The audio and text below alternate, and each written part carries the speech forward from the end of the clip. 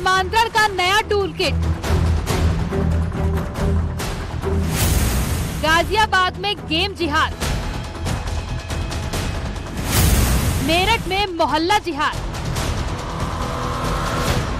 प्रयागराज में लव जिहाद।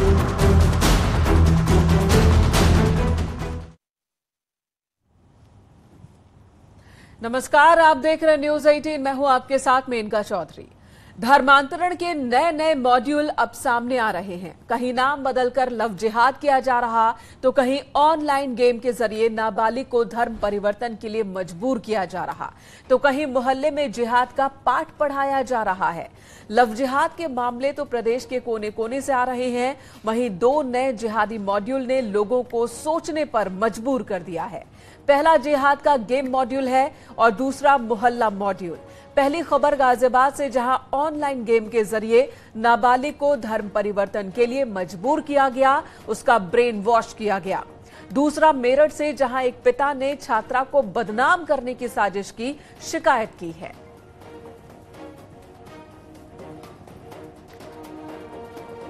दो नया मामला सामने आया है, गाजियाबाद और मेरठ। गाजियाबाद में जहां पर एक बच्चे के पिता ने ही पुलिस में जाकर ये कंप्लेंट, परिवार ने ही शिकायत दर्ज कराई कि कुछ दिनों से उनका बेटा मस्जिद जाता है, घर में बताता नहीं है, घर से जिम के बहाने वो निकला करता था, नमाज पढ़ने के लिए मस्जिद पहुंच जाता था। उसके व्यवहार में काफी बदलाव हुआ, जिसके बाद परिवार को शक हुआ तो परिवार ने पता लगाया तो पता चला कि उनका बेटा धीरे धीरे इस्लाम की तरफ बढ़ रहा है। और जब विस्तार से पता लगाया गया तो पता चला कि जिस ऑनलाइन गेम वो खेला करता था, उस ऑनलाइन गेम के जरिए उसका ब्रेन वॉश हुआ और फिर वो इस्लाम की तरफ बढ़ने लगा था। परिवार की सतर्कता की वजह से पुलिस ने मामले की जांच की और अब मुंबई तक इसका कनेक्शन पहुंचता दिख रहा है। जिस शख्स ने इसे ऑनलाइन गेम के जरिए ब्रेन वॉश की कोशिश की है, उसकी भी तलाश चल रही है। मुंबई तक ये तलाश पहुंच गई है।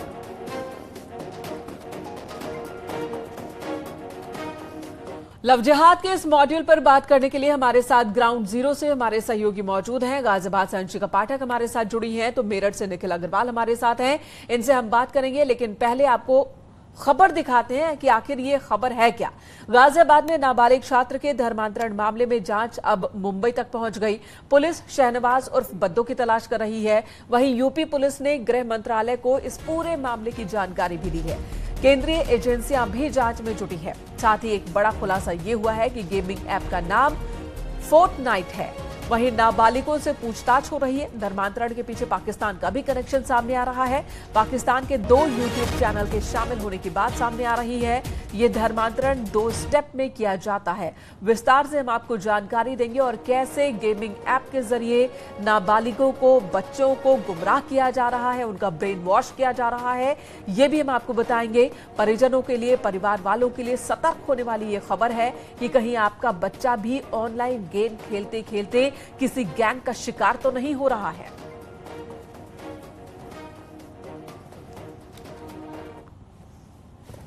और इसी बीच आरोपी बद्दो परिवार समेत घर से फरार है। ठाणे के मुंब्रा इलाके में आरोपी शहनवाज मकसूद खान उर्फ बद्दो का घर है। बद्दो के पड़ोसियों के मुताबिक बद्दो के घर पर 3 भाई और एक बहन है। आरोपी शहनवाज उर्फ बद्दो हर्बल शैम्पू बनाने का कारोबार करता था। तकरीबन 1 हफ्ते से उसके घर पर ताला लगा है। गाजियाबाद पुलिस की टीम गेम जिहाद मामले में शहनवाज उर्फ बद्दो की तलाश में मुंबई पहुंची हुई है, लेकिन बीते 1 हफ्ते से अपने घर से फरार है बद्दो। पूरा परिवार ही घर पर नहीं है। 3 लड़के हैं, उनकी माँ है, बस और कोई भी नहीं।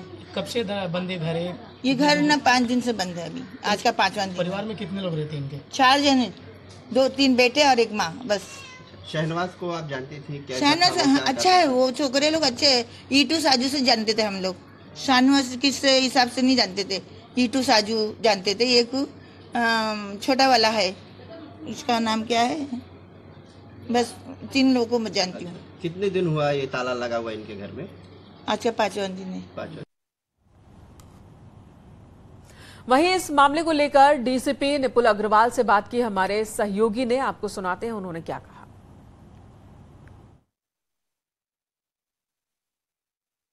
गाजियाबाद में धर्मांतरण के मामले में कई नए और चौंकाने वाले खुलासे अब सामने आ रहे हैं। इस पूरे मामले पर बातचीत करने के लिए डीसीपी नगर निपुण अग्रवाल हमारे साथ हैं। सर, अब क्या नया खुलासा आया है, क्योंकि आज तीसरा दिन हो चुका है? देखिए, हम लोग लगातार पूछताछ कर रहे हैं। इसमें एक पीड़ित जिसने इस्लाम कबूल करा है, उसने बताया है कि एक YouTube चैनल है, उसको भी वो देखा करता था, जिसका नाम यूथ क्लब चैनल है, जिससे कि वो प्रेरित हुआ था। साथ ही साथ इसमें एक यूरोप का एंगल भी बताया जा रहा है। इसमें बताया गया है कि कुछ ऐसे ईसाई थे जिन्होंने इस्लाम धर्म को कबूल कर लिया था, जो यूरोप में रहते हैं, और जो कि डिस्कॉर्ड जो चैट इंजन है, इस पे एक कम्युनिटी बनी हुई थी फोर्टनाइट की, उस पे उन लोगों ने ये चीज कबूला है कि उन्होंने पहले ईसाई थे और उसके बाद वो उन्होंने इस्लाम धर्म कबूल लिया है। तो ये जो आपने बताया कि यूरोप वाला कनेक्शन है, तो मतलब इसका मतलब साफ है कि सीमा पार से ही फंडिंग वगैरह का भी कुछ संकेत आप लोगों को मिल रहा होगा। देखिए, इसमें अभी अकाउंट्स की डिटेल हम लोग खंगालेंगे, लेकिन प्राइमा फेसाई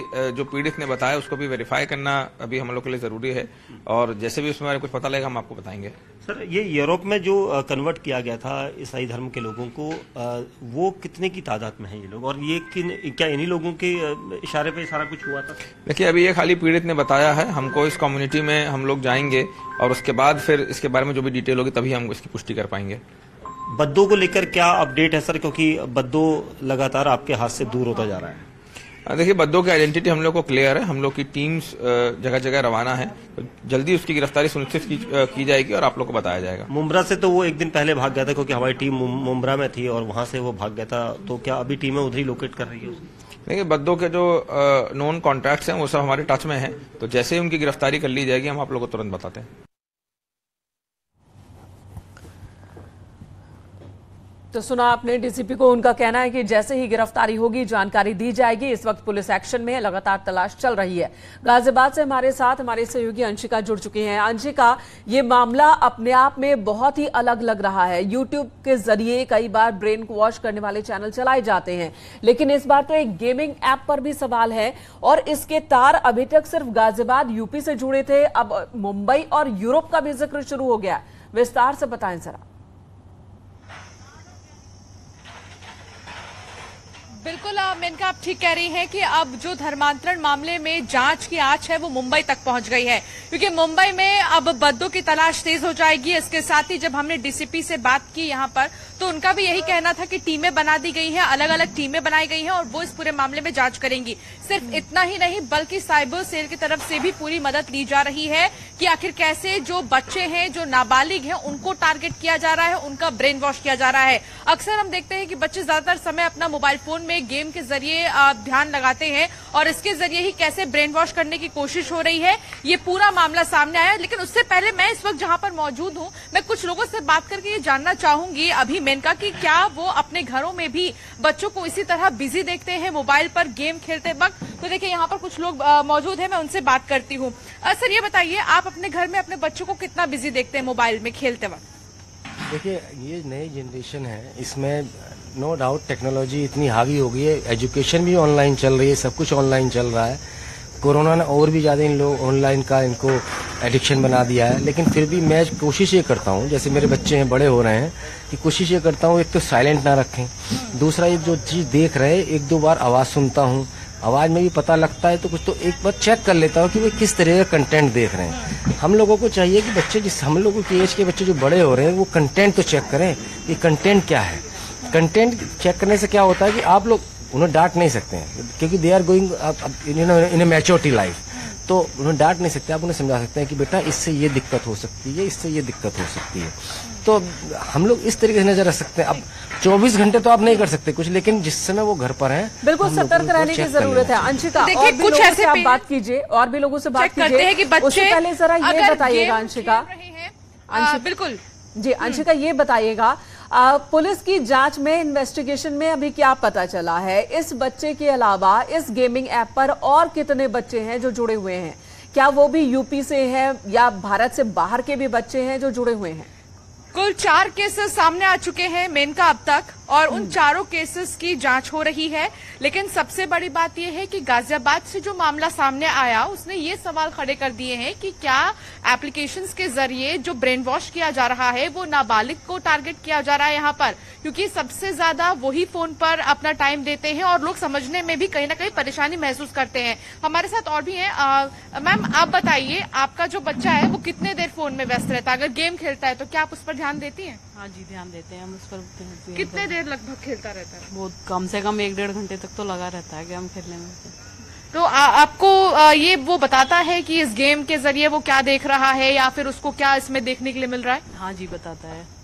मतलब ये कभी वो खेलता है पबजी वाला गेम खेलता है, कभी मतलब कुछ बनाना होता है वो वाला गेम खेलता है जी। पर हम पूरी नजर रखते हैं बच्चे पर क्या कर रहा है। तो देखिए, पूरी नजर यहाँ पर रखते हैं पेरेंट्स, लेकिन कई जगह ऐसी भी होती हैं चीजें जहाँ पर बच्चे ये बताते ही नहीं, शेयर ही नहीं करते कि आखिर वो किन चीजों में बिजी हैं। मैम ऐसा होता है अक्सर कि जब आप जाते हैं बच्चे को टोकते हैं तो वो तुरंत एप्लीकेशन चेंज कर देते हैं कि हम तो ये कर रहे थे। तो क्या आप भी इस चीज को देखती हैं? हाँ, मैं इस चीज को बहुत टाइम से नोटिस करती हूँ। रेदर में और भी रिलेटिव्स हैं जो हमारे, तो उनके यहाँ भी हम जाते हैं तो बच्चे, मुझे लगता है छुट्टी के दिन तो शायद सारा दिन फोन छोड़ते ही नहीं है, लेकिन मैक्सिमम टाइम पेरेंट्स को तो जरूर ध्यान देना चाहिए। मैं तो इस चीज का बहुत नोटिस करती हूँ कि वो क्या क्या देखते हैं बच्चे, क्योंकि आजकल देखिए इतना खराब सा एटमॉस्फेयर हो रहा है। बच्चों को क्या क्या बाहर से या तो दोस्तों के थ्रू या ऐसे एप्लीकेशंस के थ्रू बच्चों को ऐसी नॉलेज आ रही है जो पेरेंट्स तो नहीं दे रहे हैं। वाकई अंशिका बहुत जरूरी है कि अपने बच्चों पर निगाह रखें, नजर रखें, उनकी एक्टिविटीज पर, अगर उनके हाव भाव में कोई बदलाव है उस पर भी नजर रखें। और स्मार्टफोन, जिसे हम कहते हैं कि मुट्ठी में दुनिया, लेकिन यही स्मार्टफोन के जरिए किसी गहरी साजिश का शिकार तो नहीं हो रहे बच्चे, इस पर नजर रखना बहुत जरूरी है। और साथ ही साथ ये पता लगाते रहना भी जरूरी है कि किन किन लोगों के संपर्क में हमारे बच्चे हैं। आप बने रहे हमारे साथ। मेरठ से जो खबर आई वो भी दिल दहला देने वाली है। यहां पर धर्मांतरण का एक अलग ही मामला सामने आया। मेरठ में मोहल्ला लव जिहाद, इसके आरोप लग रहे हैं। खबर है कि एक मोहल्ले में मेडिकल की छात्रा को कुछ हिंदू संगठनों ने मुस्लिम युवक के साथ कमरे में पढ़ाई करते पकड़ा। हिंदू संगठनों का आरोप है कि लड़की के साथ लव जिहाद के मामले को अंजाम दिया जा रहा है। हालांकि लड़की के पिता ने लव जिहाद के मामले से इनकार किया और लड़की को बदनाम करने की शिकायत दर्ज कराई है, जिस पर पुलिस एक्शन की तैयारी में है। तो यहाँ एक्शन के साथ साथ रिएक्शन भी कुछ इसी तरह के देखने को मिल रहे हैं। एक तरफ लव जिहाद के मामले आ रहे हैं तो दूसरी तरफ कुछ मॉरल पुलिसिंग वाले लोग सामने आ रहे हैं जो खुद ही समाज के ठेकेदार बन रहे हैं। और यहां पर देखिए, एक लड़की को बदनाम करने की साजिश हिंदू संगठनों पर लग रहा है। लड़की के पीड़ित के पिता की ओर से ही ये आरोप लगाए गए हैं। मेरठ से निखिल अग्रवाल हमारे साथ मौजूद हैं। निखिल, इस मुद्दे को जरा विस्तार से समझाएं। ये मामला है क्या ये मामला? देखिए, वेस्टर्न यूपी की दो बड़ी घटनाएं, एक गाजियाबाद की घटना को आपने जिक्र किया, दूसरी मेरठ की घटना मैं आपको बताता हूं, जहां पर मोहल्ला लव जिहाद जैसी चीजें हैं, जहां फर्जी एक सोशल मीडिया पर प्रोपेगेंडा चलाया गया कि लड़की, हिंदू लड़की और मुस्लिम लड़का एक कमरे में पाए गए, बिल्कुल पाए गए हैं, लेकिन वो पढ़ रहे थे, ऐसा पुलिस की जांच में साबित हुआ है। और उसको लेकर ट्विटर हैंडल पर बिल्कुल एकदम गदर मचा दिया गया है कि यहाँ पर लव जिहाद जैसी घटना हुई है। हालांकि लव जिहाद जैसी घटना होती है, वेस्टर्न यूपी में कई मामले सामने आए, लेकिन इस घटना में जो पुलिस की जांच में सामने आया है उसमें जो कथित नेता है उन्होंने अपनी राजनीतिक रोटियां सेकने के लिए इस लड़की को बदनाम कर दिया। लड़की नाबालिग थी और उसके जो फोटो वीडियो है वो सोशल मीडिया पर वायरल कर दिए गए, जिसके बाद अब ये कहा जा रहा है कि अब इन पर कार्रवाई होगी, मुकदमा दर्ज कर लिया गया है। और कुछ लोग भी हमारे साथ हैं, क्या इस तरह की घटना सही है? देखिए, जब इस प्रकार की कोई घटना होती है तो उसकी पहले सही तरीके से जांच करना बहुत आवश्यक होता है। देश में कानून का पालन करना आवश्यक है, संविधान से देश चलता है। और कभी भी, क्योंकि हर आदमी की अपनी आत्मनिर्भरता है, किसी की भी प्राइवेसी में दखल देना, तो पहले किसी भी चीज को एक बार अच्छे से देख लिया जाए, जांच लिया जाए, उसके बाद आरोप प्रत्यारोप का खेल। आपने भी कई ऐसे लव जिहाद के मामले देखे हैं, खुद मौके पर पुलिस को भी बुलाया है, क्या ऐसी घटना बड़ा रूप भी ले लेती है? बिल्कुल 100% अगर कोई घटना में सत्यता पाई जाती है, लेकिन उसकी प्रमाणिक रूप से पहले सारे चीजों को जांच कर, जहां मेरठ में धर्मांतरण भी हुआ है वो सब चीजें पाई भी गई हैं, लेकिन बहुत जल्दी आवेश में ना आकर पहले चीजों की सत्यता जांच कर और अगर सच में कहीं इस बात की आती तो बड़ा आंदोलन भी हो सकता है। नौचंदी वाली घटना में जिस तरह से लड़की को बदनाम किया गया, पूरा का पूरा सोशल मीडिया अकाउंट लोगों ने इससे फ्लेयर ऑन कर दिया है और उसकी कहीं ना कहीं नीचता का हनन है। क्या ऐसे लोगों पे कार्रवाई होनी चाहिए? देखिए, बेसिकली बात क्या है, अभी कुछ दिन पहले आपने एक और वीडियो वायरल देखी थी जो भगत सिंह मार्केट में हो रही थी।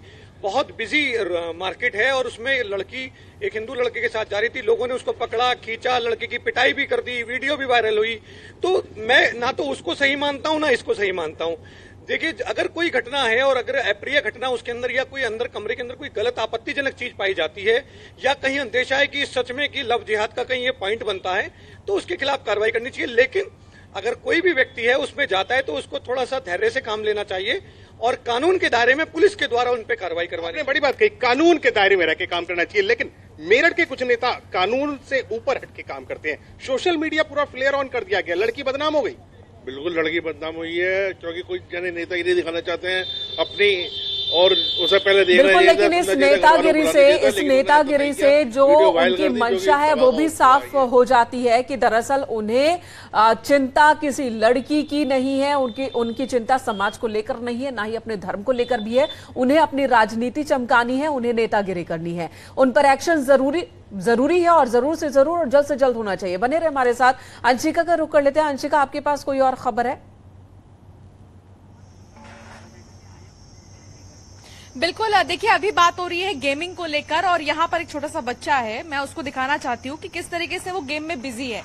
लेकिन इस जनरेशन से धीरे धीरे जब आगे बढ़ते हैं तो अलग अलग तरह के गेम्स में जो बच्चे अपने आप को बिजी रखते हैं, लेकिन ये भी जानना जरूरी है कि क्या इन गेम्स के बारे में उनके पेरेंट्स को पता है। आप बताइए, ये गेम खेल रहा बच्चा कितने साल का है? मैम ये 6 ईयर का होगा। अच्छा, मतलब कितने देर तक ये टाइम स्पेंड करता है ऐसे गेम खेलने में? कुछ लगभग मैं 1-1.5 घंटा अपने नॉर्मली लगा रहता है, वैसे ज्यादा कर तो। अच्छा, कौन सा गेम खेलता है, उससे क्या चीजें वो सीखता है, आपको पता है? नो मैम, इसके बारे में तो नहीं पता। खैर पबजी वगैरह जो नाम ही सुनते हैं, बस वही चीज गेम में लगा रहता है बस। ठीक है, खुद पूछते हैं यहाँ पर इस बच्चे से भी कि वो गेम में खेलता क्या। अच्छा, आप कौन सा गेम खेल रहे हो, बताओ। अच्छा, बता दो कौन सा गेम खेल रहे हो आप? कभी कई बार तो बच्चों को भी नहीं पता होता है और पेरेंट्स को नहीं पता होता है कि उनके बच्चे कौन सा गेम खेल रहे हैं, अगर स्मार्टफोन पर टाइम स्पेंड कर रहे हैं तो कहाँ किनके कांटेक्ट में है ये पता नहीं होता है। और इसी बात का फायदा एक बड़ी साजिश को अंजाम देने में कुछ लोग उठाना चाहते हैं। और अब देखिए कि ऑनलाइन गेम के जरिए बच्चों का, नाबालिगों का, लड़के लड़कियों का ब्रेन वॉश किया जा रहा है। उन्हें एक धर्म छोड़कर दूसरे धर्म के फायदे बताए जा रहे हैं और बकायदा स्टेप बाय स्टेप जो शख्स पहले दोस्ती करता है नाम बदलकर, उसके बाद वो ये बताता है कि आप आयत पढ़िए, अगर आप आयत पढ़ते हैं, अल्लाह में अगर विश्वास करते हैं तो आप जीतेंगे, और फिर वो खुद हारता है ताकि बच्चे को लगे कि वाकई वो जीत रहा है। और इस तरह से step by step brain wash किया जा रहा है और फायदे बताए जा रहे हैं कि दूसरे धर्म में अगर आप अपने धर्म को परिवर्तित कर लेते तो क्या क्या फायदे होंगे। यूपी के अल्पसंख्यक कल्याण मंत्री धर्मपाल सिंह ने कहा कि उन्होंने एसीएस से बात की है, मामले में जांच के आदेश दिए हैं, 1 हफ्ते में जांच रिपोर्ट आज मांगी गई है। वहीं कैबिनेट मंत्री जयवीर सिंह ने प्रमुखता से मुद्दा उठाने पर न्यूज 18 को बधाई दी। उन्होंने कहा कि पुलिस इस मामले में इन्वेस्टिगेशन कर रही है और दोषियों को सख्त सजा दिलवाई जाएगी। इस संवेदनशील विषय को प्राथमिकता से दिखाकर लोगों में जागरूकता पैदा करने का काम किया है। हमने पहले ही कहा था, किसी व्यक्ति से न धर्म जबरदस्ती मनवाया जा सकता है, न धर्म छुड़वाया जा सकता है, इच्छानुसार है। लेकिन धोखे में रखकर भी लोभ और लालच और भय दिखाकर धर्म पे परिवर्तन किया जाता है, धर्म की ओर ले जाया जाता है लोभ लालच से। तो कानून अपना काम करता है, इसलिए कानून इसमें काम। धर्मांतरण की घटना हो, लव जिहाद की घटना हो, ये लगातार जिस तरीके से संज्ञान में सरकार के आती रही, उसी के फलस्वरूप उत्तर प्रदेश में इनको प्रतिबंधित करने का काम किया, कानूनी कार्रवाई करने के लिए भी कानून बनाने का काम किया। और निश्चित रूप से जब जब मामले इस तरह के प्रकट संज्ञान में आते हैं, सरकार उस पर कठोर कार्रवाई करने से नहीं चूकती है। इधर प्रयागराज में लव जिहाद का एक मामला सामने आया। महिला सिपाही ने अपने सीनियर सिपाही इमरान का धर्म बदलवाकर शादी की। शादी के बाद इमरान ने वापस इस्लाम कबूल कर लिया। आरोप है कि इमरान ने बच्चों का धर्म परिवर्तन कराने की कोशिश की। साथ ही महिला सिपाही पर भी धर्म परिवर्तन का दबाव बना। महिला सिपाही ने अपने देवर पर रेप के भी आरोप लगाए हैं। ससुर, देवर और पति इमरान खान के खिलाफ अप्राकृतिक यौन शोषण और रेप का मुकदमा दर्ज करवाया है। वहीं एसीपी शिवकुटी ने बताया कि इमरान की पहले से एक पत्नी है और मामले का संज्ञान डीसीपी दीपक भूकर ने भी लिया है। उन्होंने महिला सिपाही को अपना पक्ष रखने का निर्देश दिया है। ये देखिए, मंजीत शेखरन नाम की एक कांस्टेबल है, महिला कांस्टेबल है, सुकुटी में पोस्ट है। उन्होंने 2017-18 में शादी जो है एक इमरान नाम के जो है से व्यक्ति से की थी और वो इमरान जो थे इनके जो है प्रशिक्षक थे। वहाँ ये लोग विधि विधान के साथ शादी किए।